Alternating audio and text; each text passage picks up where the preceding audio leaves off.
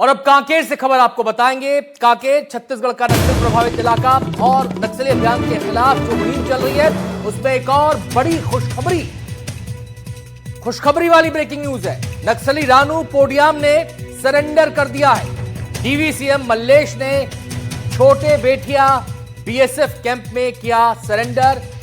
Kanker SP Nikhil राखेचा ने इस बारे में जानकारी दी है। तो सिलसिला लगातार चल रहा है, बड़े बड़े नक्सली सरेंडर कर रहे हैं और देवजी जो सबसे बड़ा नाम नक्सलियों के बीच, उसने भी सरेंडर कर दिया है। और उसके सरेंडर करने के बाद से ही ये माना जा रहा है कि जो बचे कुचे नक्सली हैं, इधर उधर छिटपुट जगहों पर डेरा डाले हुए हैं, वो भी इस दिशा में कदम बढ़ा सकते हैं। और ये सरेंडर मल्लेश ने जो किया है, डीवीसीएम मल्लेश ने जो सरेंडर किया है छोटे बेटिया बीएसएफ कैंप में, वो उसी तरफ इशारा कर रहा है। नीरज तिवारी हमारे संवाददाता हमारे साथ जुड़ गए हैं और जानकारी देने के लिए।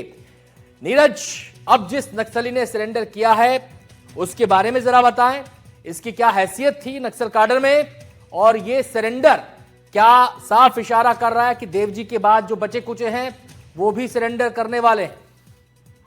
देखिए, बिल्कुल आप ये कह सकते हैं कि देवजी जो था वो महासचिव था इनका, और उसके बाद से लगातार कैडर के टूटने की प्रक्रिया अब शुरू हो चुकी है।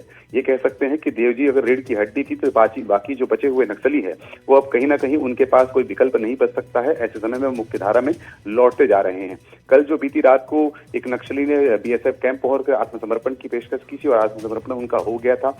मल्लेश उनका नाम था, AK-47 के साथ। तो आज यही सूचना मिली है कि एक पार्टी सदस्य है रानू कड़ियाम नाम का, वो उन्होंने जो है पुलिस के समक्ष आत्मसमर्पण किया है। ये बात पुलिस अधीक्षक ने प्रेस विज्ञप्ति जारी कर की है। ये कह सकते हैं कि अब बस्तर के इलाके में बहुत कम नक्सली बचे हैं। उत्तर बस्तर की बात करें, कांकेर की बात करें तो कांकेर में बेहद कम संख्या बताई जा रही है। लगभग 22 की संख्या में माओवादी अभी बचे हुए हैं। ये कहा जा रहा है कि आने वाले समय में ये जो माओवादी है जल्द ही आत्मसमर्पण कर सकते हैं। यानी कि अगर ये माओवादी आत्मसमर्पण करेंगे तो उत्तर बस्तर के इलाके जो लगातार माओवाद का दंश झेलते आए हैं उनमें कहीं ना कहीं उस इलाके में शांति आएगी और विकास की जो योजनाएं तैयार हो रही है, सरकार जो कह रही है कि धरातल में विकास की योजनाएं नक्सलवाद की समाप्ति के बाद हम लेकर आएंगे, वो कहीं ना कहीं मील का पत्थर साबित हो सकती है। बहुत बहुत शुक्रिया नीरज आपका ऐसे पूरी जानकारी के लिए। बहुत बहुत शुक्रिया आपका।